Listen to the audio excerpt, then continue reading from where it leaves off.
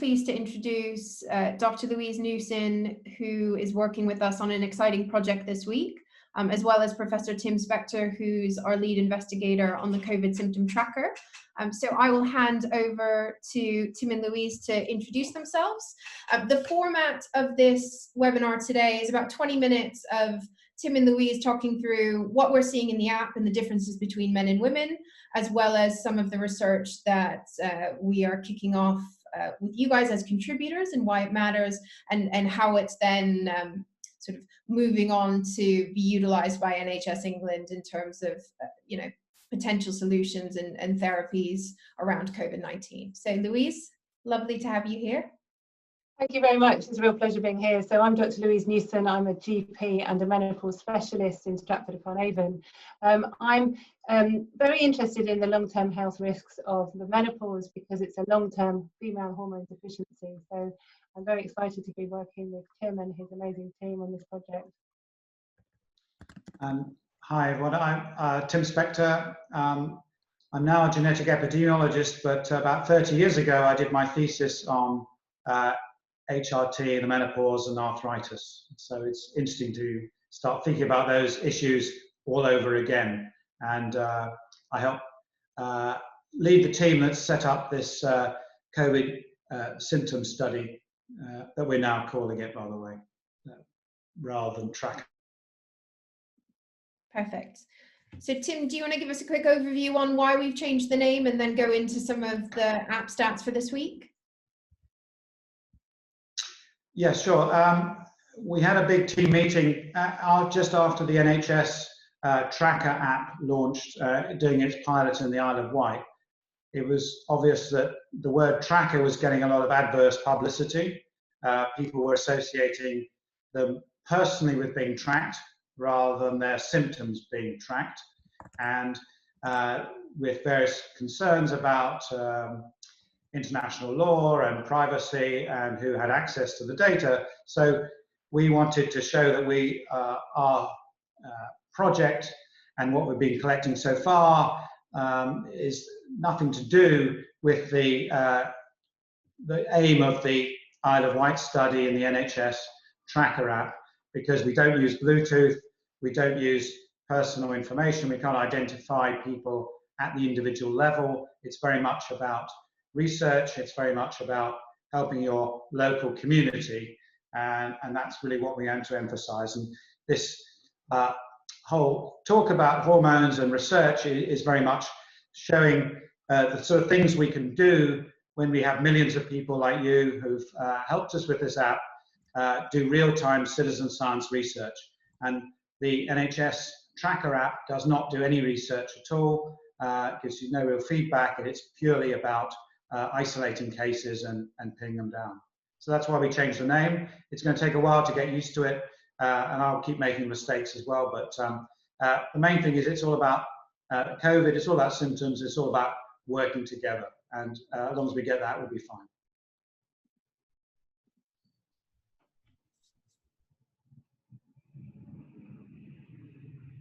Perfect. So in terms of app users this week, Tim, do you want to take us through some of the numbers? Yeah, so I think it was just about last Sunday we crossed the 3 million barrier.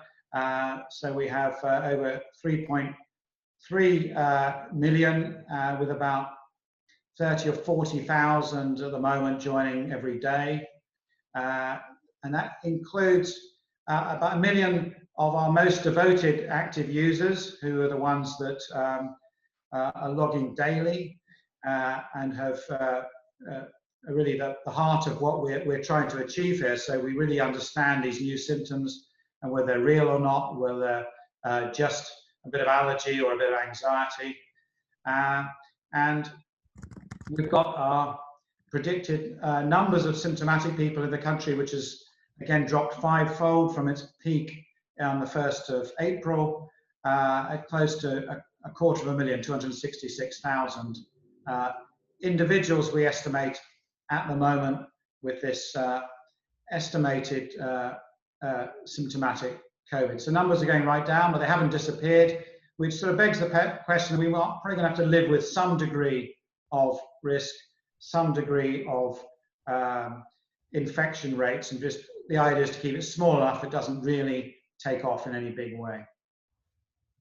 There are quite a few questions from you on why the maps. So the maps have been updated this week and are on the website. The predicted cases of COVID will be updated soon. The data science team on our end has been working on some other projects. I know you guys are keen to see the latest numbers, so we'll make sure that those are up on the website as soon as possible. Yes, and so sometimes the numbers do lag behind. Just bear in mind that, you know, no one's actually being paid for any of this stuff, so we're just doing what we can with limited resources. So do bear with us. We do try and keep up, and sometimes the numbers are confusing because we have number of users and number of people logging is somewhat different, because we have about 1/3 of a million people who are logging for other friends or relatives, and that's those two figures count. So we use all the data, but sometimes they get presented differently. And this is just give an idea of the sort of age distribution of the contributors. So we've now got some children logging on. They're probably very good with the app compared to most of the people over 90, or they might be logged by their parents. We can't tell at this stage. But you can see that the peak is people in their 30s and 40s, and it slowly drops down. But we've managed to improve, certainly by a big way, the numbers in their 80s now, and I think that's thanks to people logging for relatives, and that's great news. And we're going to we have started now modeling those ones into our figures, and we think that's very important.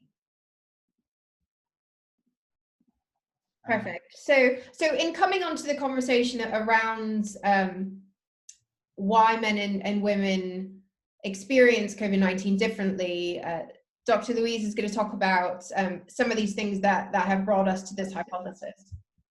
Yeah, thank you. So, I mean, I'm obviously deal with menopausal women, so I do think a lot about women, clearly, but it's very apparent from the studies and from the data that we've seen about how men are more commonly affected, more likely to be in hospital, and also more likely to be in intensive care. So we know that women have a stronger response to infections, but especially to viruses, compared to men, and this is because we have different immune systems. We've had some reports from China from very early on about the sex differences, and also that it is affecting older people with comorbidities. But the difference between men and women has been very apparent. And if we look at recent UK data from intensive care units, then 70% of those are men. And some of the data from New York that I've been looking at show that only 6% of women who were under the age of 50, so premenopausal, if you like, from all of them were in intensive care, and none of them had been taking HRT that have been in intensive care in New York. So it's just, this has sort of planted a seed and helped me to develop a hypothesis, which other people are also thinking about.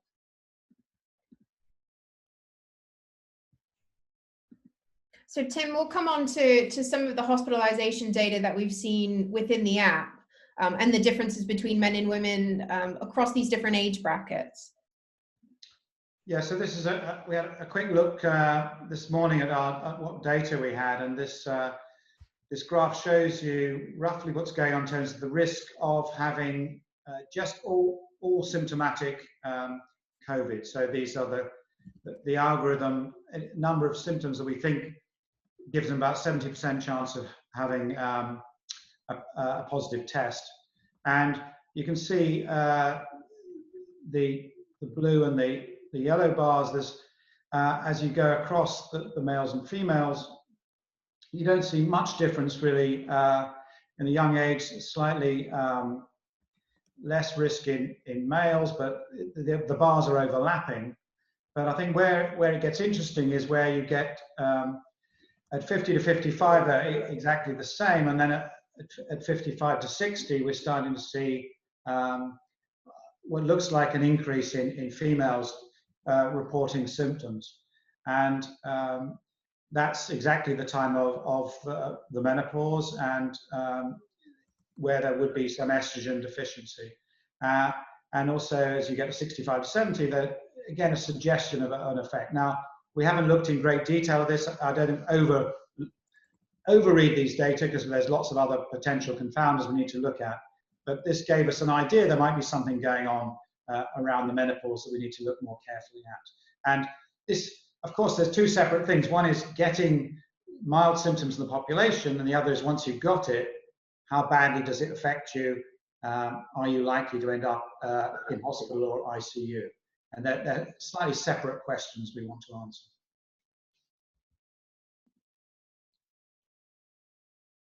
So Louise, could you tell us a bit more about estrogen in the immune system? Yeah, absolutely. So this is a very schematic drawing. It's not detailed, but it basically shows with time the hormones estrogen and progesterone, which are the male-female hormones, fluctuate and they change. And obviously they increase during puberty, and then they will change throughout a woman's menstrual cycle. And then you see there's a dip, and this is usually around the time of the perimenopause, which is the time when a woman experiences menopausal symptoms, but her hormones start changing, and often her periods start changing in nature or frequency. And this can occur actually for 10 years or so before the menopause, and the average age of the menopause is 51 in the UK, but 1 in 100 women under the age of 40 have an early menopause.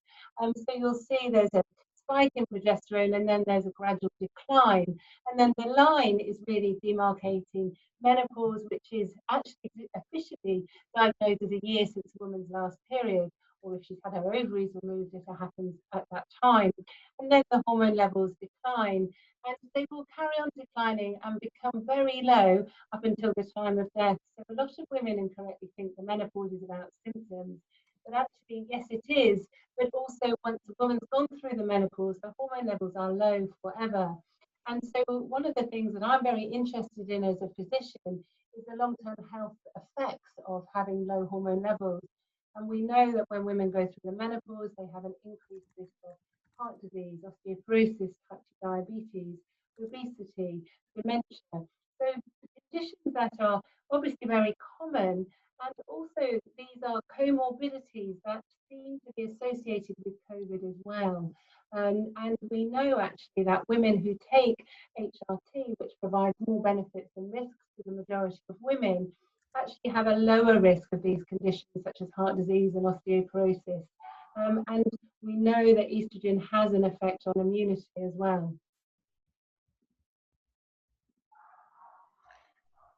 So this is quite a busy slide, and then it's really to show our immune system is incredibly complicated, which is good because there are so many bugs and there are so many infections that a lot of us have without realizing. And actually, we don't know how many of us have COVID. I'm sure I have had it, but I had very minimal symptoms. And so we don't know, but what we do want to do, as Tim says, is to prevent people becoming very unwell.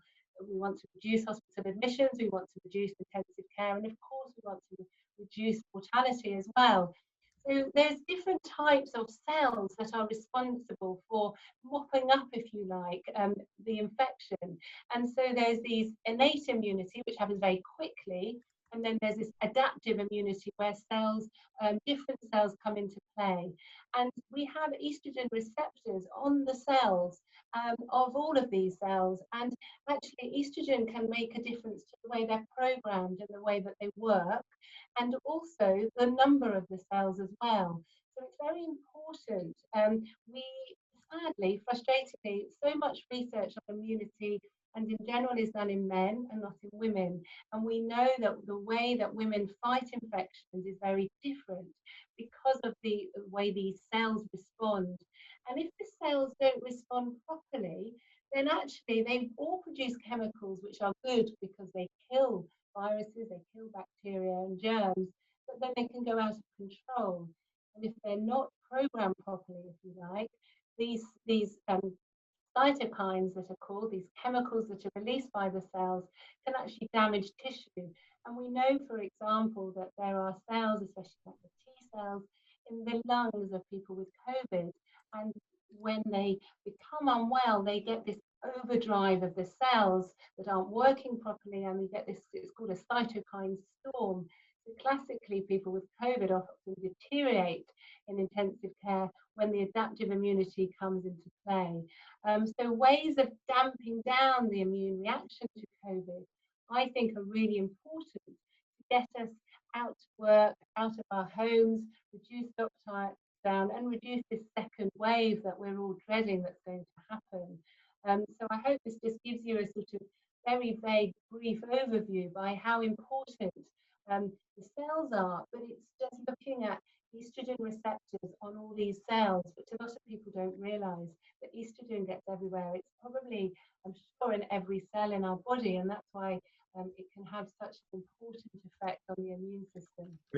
It's very, the whole thing is much more complicated than we thought, and certainly I've been studying rheumatic diseases a lot of my early career, and the effects of estrogen can vary depending which disease you've got.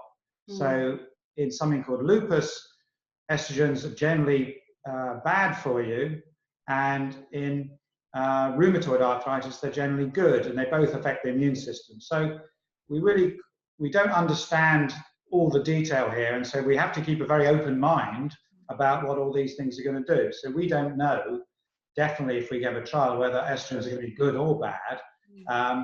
And it might depend on the individual, it might depend on their own immune system and other genetic, ethnic factors. We've got no idea. So that's why we do need to do this research, and if we can do it in big numbers of people, then we're likely to be able to see these big effects that could be real.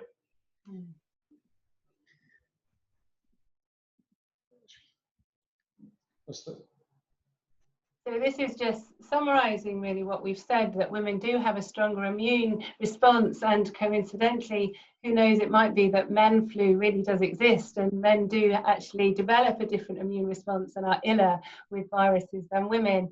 And estrogen is known to change immunity by modulating the differentiation, but also the lifespan, so how long these cells are living in the body. And all these cells work very differently, and they work in tune with each other. Some of you might have heard of CD4 and CD8, which are T cells. They help fight the infection in the adaptive phase. And there has been some study that men, as well as women who have lower CD4 counts, actually have worse lung disease as well. And I don't want any of you to think that I'm thinking that estrogen is the only reason why people end up in intensive care. I'm not that naive, but I think it is part of the picture that we can't ignore.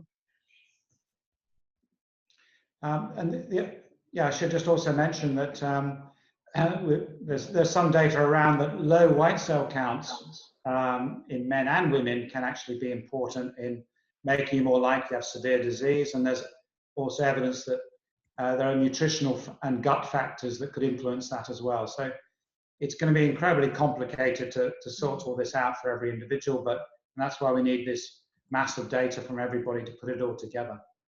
Absolutely. So this is just explaining a bit more about how estrogen could relate to COVID from the data we have. And there's a very interesting study that was looking in mice who were infected with a SARS, which is a coronavirus. And what they did was they gave them the disease, and then they took out the ovaries, or gave them drugs that blocked the function of estrogen in the mice, and they did a lot worse, and they had a lot more of these inflammatory cells in their lungs, so they had worse lung disease and were more likely to die as well. And so this started people thinking about the role of hormones, which are often neglected. And then there was a very small study that has come very recently out of Wuhan of a few hundred women, and they actually measured estrogen levels.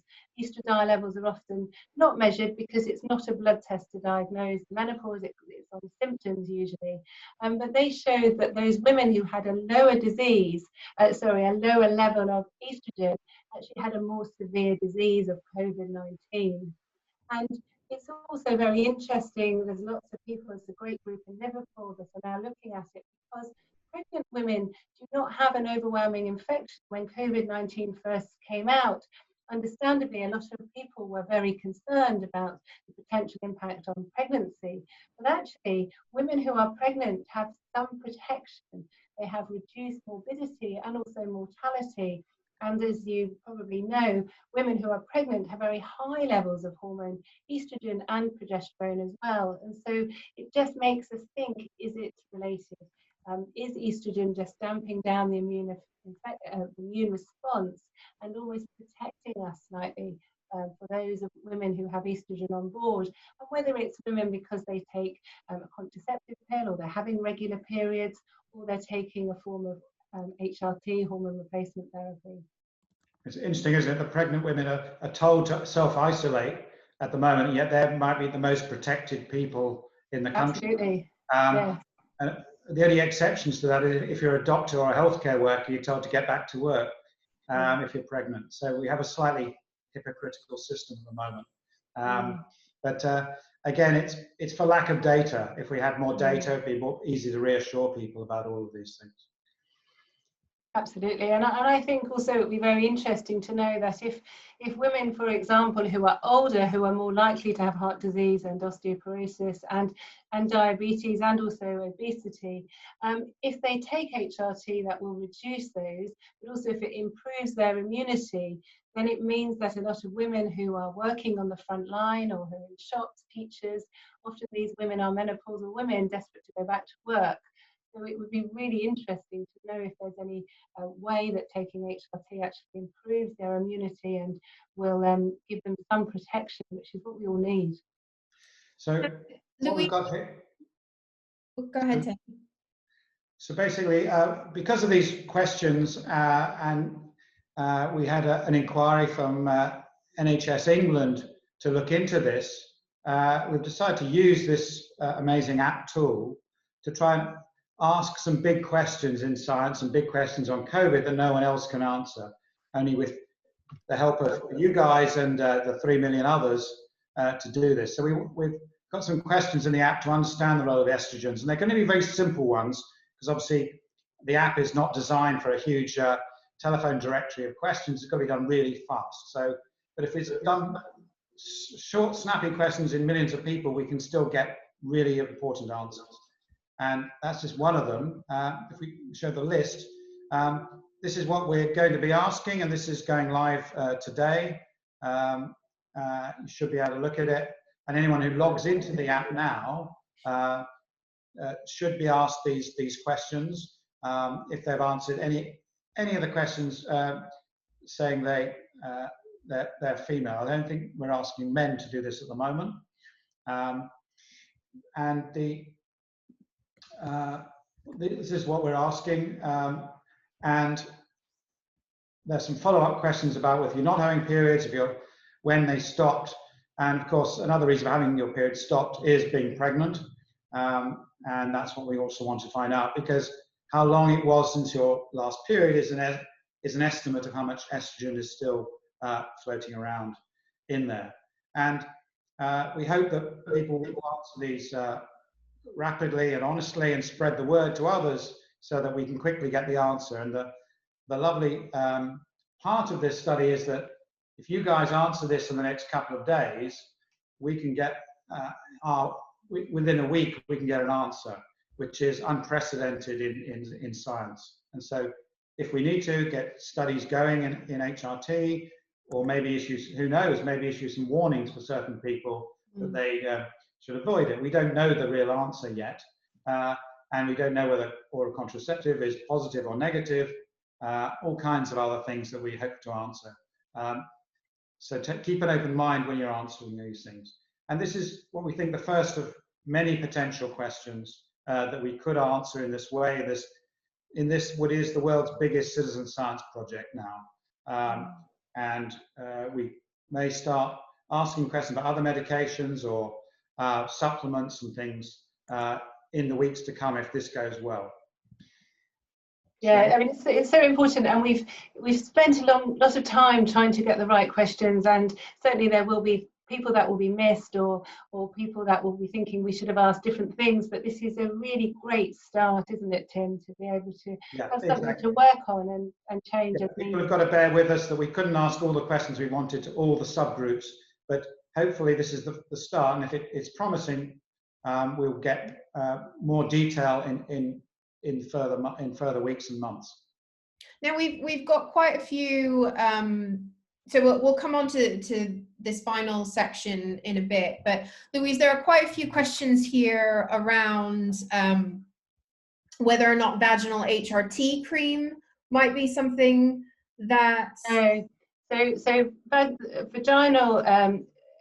Some people refer to it as vaginal HRT, but it's vaginal estrogen usually, and so something like Vagifem, or there's vaginal creams, there's a ring as well. These are just localized estrogen that are very safe, so even women who've had an estrogen receptor positive breast cancer can still safely use them. They don't get absorbed into the system, so they're not the same as HRT.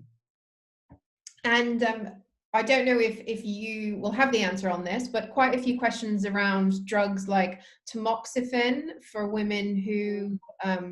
Yeah, so tamoxifen is a SERM, a selective estrogen receptor modulator. It has estrogen and anti-estrogen effects. A lot of women who've had an estrogen receptor cancer, positive cancer, are on it, or there's aromatase inhibitors, something like Arimidex, that people are on that block the effects of estrogen. And we haven't asked the question in the first line, and I think it will be something that will be looked at. We're doing a big study with some people at Liverpool University, and that's something that they are going to look at, because obviously if estrogen is good, we want to know if estrogen blocking is making any difference as well. So we are absolutely aware of people who take medications such as tamoxifen. Yeah, so just a lot of these questions are very good ones that in an ideal world, if we had a year or so to do it, we'd be asking all those questions. We just got to ask the big ones first, and then dive into the detail of all these drugs that are very complicated, because nobody really understands all the effects of these drugs, particularly the ones used in very effectively in cancer and osteoporosis and things. And I think we also have to remember, 51% of the global population will have menopause, which directly affects them. You can argue 49% have an indirect, but even women that don't have symptoms, they still have low hormone levels. So what we're trying to do is to get data from the majority. And so this is what we're doing in the first phase. So it's very important that a lot of women feel they're not menopausal because they don't have symptoms, but if they've gone through the menopause and their periods have stopped and they have no symptoms, they still have low hormone levels. Louise, can I just ask you a question before? Do you think based on the immune system differences between men and women, they might expect women to get more mild symptoms and less severe ones, or? Yes. Yeah, I absolutely do, actually, and I have seen it. I mean, we're very busy. I see about, between us, we see about 450 patients in my clinic every month, and already we're seeing people that they don't have the infection, certainly with COVID-19, but also generally. A lot of women come to us and they've had symptoms for many years, and they've had recurrent infections, and then they don't have them. And it's something that I only realised when I've seen the volume of women that I do now. I'm a menopause specialist. So what's also interesting is we've had a few patients that have actually been tested for COVID-19 with their family members who have come back positive, but the women have come back negative. So I'm wondering whether they don't even create an IgG response to COVID-19 because their immune system is so good and it just gets on top of it quickly. And I think this is going to be very interesting when we look about testing and immunity and everything else, because women might actually have immunity, or they might not, but they might not need it because they can fight the infection so much more efficiently. And these are all questions we just don't know, but they need exploring, really. Yeah. There's also a question here. Rosalind is asking, what about men taking estrogen for prostate problems? Again, this is something we don't know, and it certainly needs exploring. And obviously, there's men who take testosterone, and interestingly, if you look at testosterone in men, there's some studies that show it's good, and some studies that say it's not good. Certainly, testosterone in women is another hormone that we produce more testosterone than estrogen, but it just hasn't been looked at enough, really. In men, it might be a bigger picture because we know testosterone deficiency in men is very common. It's also associated with the same conditions as hormone deficiency in women, such as heart disease, obesity, diabetes, metabolic syndrome, and these are the comorbidities that are affecting women and men worse with COVID. So could it be that testosterone in men and estrogen in women? We don't know. But don't change your medication based on this conjecture yet. So particularly people on cancer therapies, don't change anything.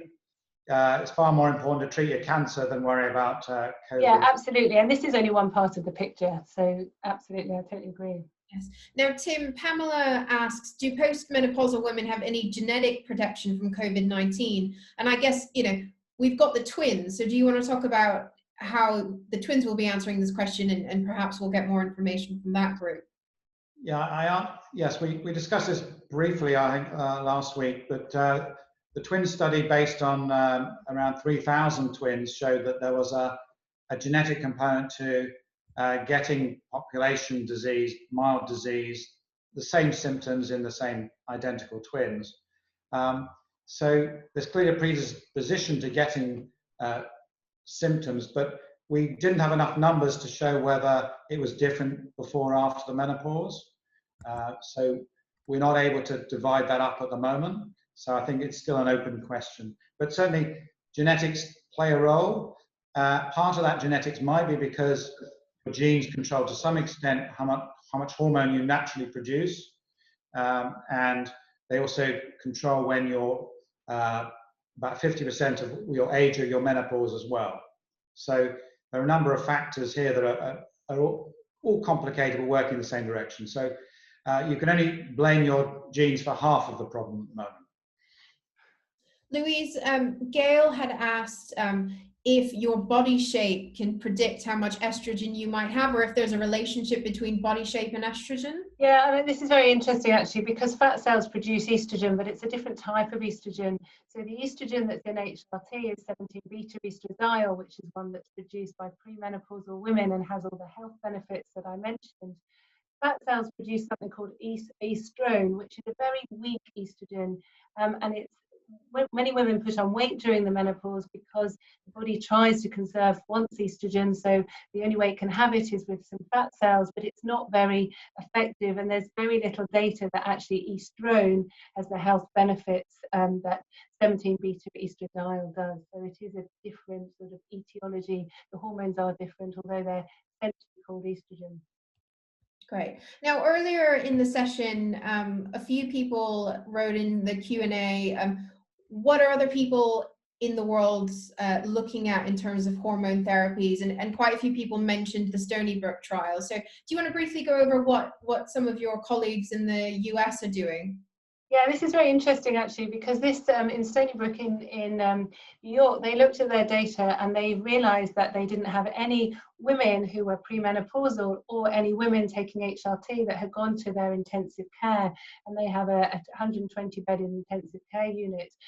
So what they're doing is actually giving estrogen patches to men and to women just for a week, and they're seeing if giving estrogen acutely can dampen down the immune response. So very interesting. It's done on no budget. They just got this gut feeling, and they're going with the study. And so it will be interesting to see. So this is very different to what we're trying to look at, to try and giving, we're looking at maybe women taking HRT, which can help in the longer term. This is more an acute situation. Women and men who have symptoms suggestive of COVID are given, without being tested, they're given the patch, and then they're going to see if it reduces them going to intensive care or even being admitted. And then the other study in Los Angeles, they're looking at progesterone, because there are some good studies that show that progesterone has an effect as well. It has an effect on immunity as well as estrogen, but I think estrogen is really still thought of, and it still is the main hormone that we need to consider more than progesterone. And so there are so many questions and so much that we could possibly do. And sadly, for me as a menopause specialist, I've become very frustrated because there's very little research that's done in the menopause.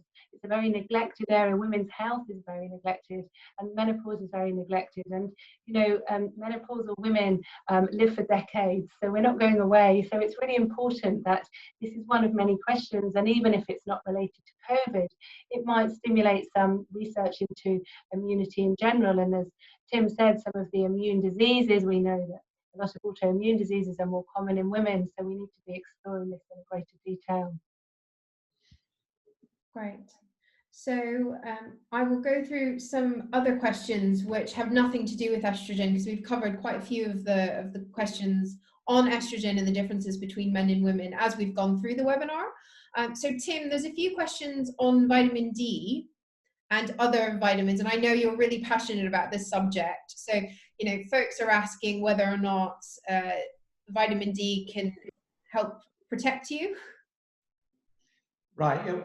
It's probably the most controversial topic whenever I go on Twitter about it. I know my box will be full. But I've studied vitamin D for 30 years in osteoporosis, and low vitamin D levels are associated with nearly every common chronic disease. So as soon as you're unwell or you've got a series of risk factors, for some reason your vitamin D levels go down.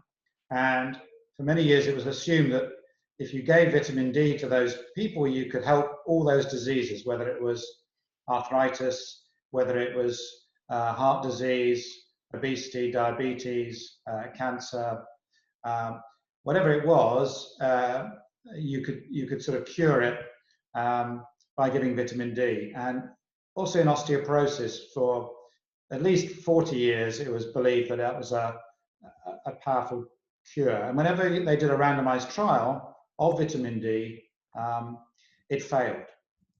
So when you actually gave, rather than just looking at levels, which is observing it, and you actually did a randomized trial, there was no effect. So I'm rather skeptical about instantly assuming vitamins like vitamin D are going to cure everything. Now, my skepticism doesn't mean it's not going to be true.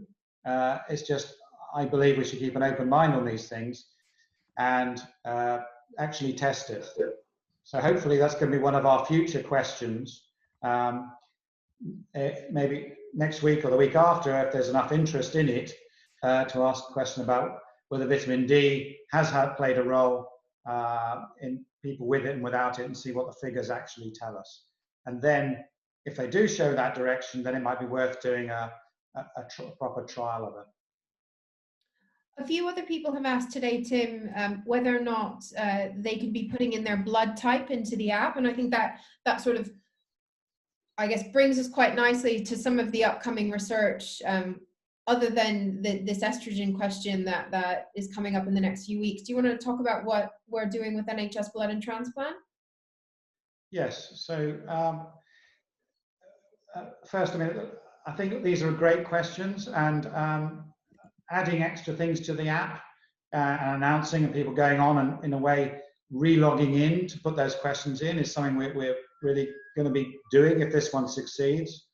And so we can ask in the future about blood type or vitamin D or other issues like that. We're doing a pilot with the blood transfusion service at the moment to try and contact people that we predict have had COVID based on the range of symptoms over time, and using our algorithms, and asking them if they'd be prepared to give their blood and plasma for use in trials and research. Because as you probably know, there's increasing evidence that it may be helpful, that giving people in intensive care units infusions of plasma of people who have successfully fought off the virus allows those antibodies to be transferred directly to help those patients. So I think if the pilot goes well, we will probably extend it out to other people. And that's an exciting development of how we can work with other branches of the NHS really actively doing good. Great. We've got a few more minutes before Dr. Louise and Professor Tim Spector have to rush off and continue treating patients and conducting research. Quite a number of people asked, does COVID-19 affect people who are more overweight? And I think, you know, we've been doing a lot of research around people who have been hospitalized. Tim, another question to you on this. What are our early findings? Early findings are that we're finding the same thing, that being overweight or obese is a risk factor for the condition, both in the mild stages and in the severe ones. So It seems to be stronger in severe cases, but generally there's an increased risk as you go, as your weight increases. It's not sure how much of that is just weight, whether it's as you get increased weight, you tend to have more other diseases, and that could be playing a role as well. But definitely it's coming out as a strong risk factor, and that's why this disease is picking off the less healthy rather than the healthy on average. I mean, there's no guarantees if you're super healthy, but on average it does go with age, and it does go with weight and other diseases. And we're going to be publishing something on that hopefully next week, an early draft of that. And we've also got some interesting data on smoking as well, which is coming out.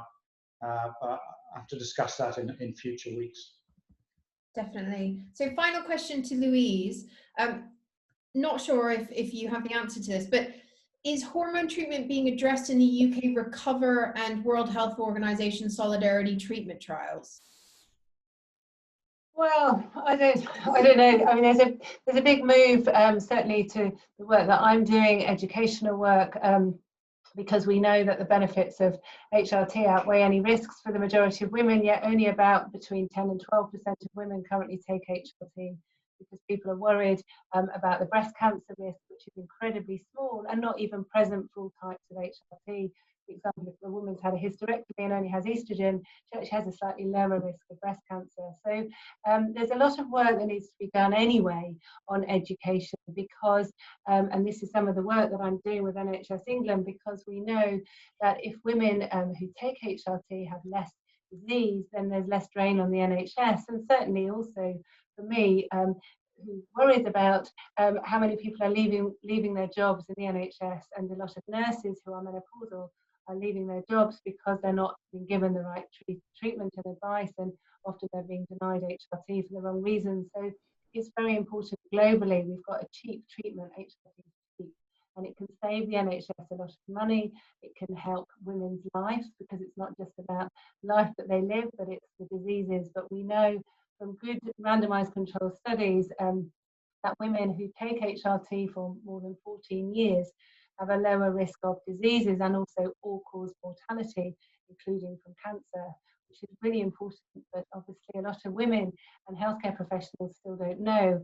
And a lot of the information that gets dripped to the media and also the medical press is related to older types of synthetic progestogens, oral estrogen, which are preparations we just don't tend to use anymore. We use estrogen through the skin and the micronized body identical progesterone, so very different to older types of HRT. Brilliant. Thank you for that, Louise. Quite a few people are asking more specific questions about estrogen, and I guess I'll urge you to go visit Dr. Newson's website, which is menopausedoctor.co.uk. Have I gotten that right? Yeah, absolutely. So there's lots of evidence-based. It's non-biased. I'm not funded by pharma or any sponsorship at all. There is also some information there for healthcare professionals, and I'm just developing a menopause education program for healthcare professionals with 14fish.com, which is an appraisal company. So that will be launched soon, and have access to lots of healthcare professionals, including doctors, nurses, and pharmacists as well. So hopefully menopause care is going to change generally globally, and we're developing an app called Balance for women to be able to access evidence-based information as well. So lots going on in the menopause world at the moment to help women. Brilliant. You're doing an amazing job, and I think it's such an important area for women to feel able to talk about and be really empowered with evidence-based research, which is exactly what you're doing. So thank you so much for your work. Thank you, Dr. Newson. Thank you, Professor Tim Spector. This webinar will be on our YouTube channel later on today. If you're tuning in from there, you already know where it is. But if you go onto YouTube and type in Join Zoe, you can find all of our previous webinars there from the COVID symptom study, which is our new name, as Tim mentioned earlier in the webinar. And you can find out the next webinar at covid.joinzoe.com. So until next week, have a lovely bank holiday if you're tuning in from the UK, And if you're tuning in from other parts of the world, thank you for making the time to speak to us today. Thank you. Thank you.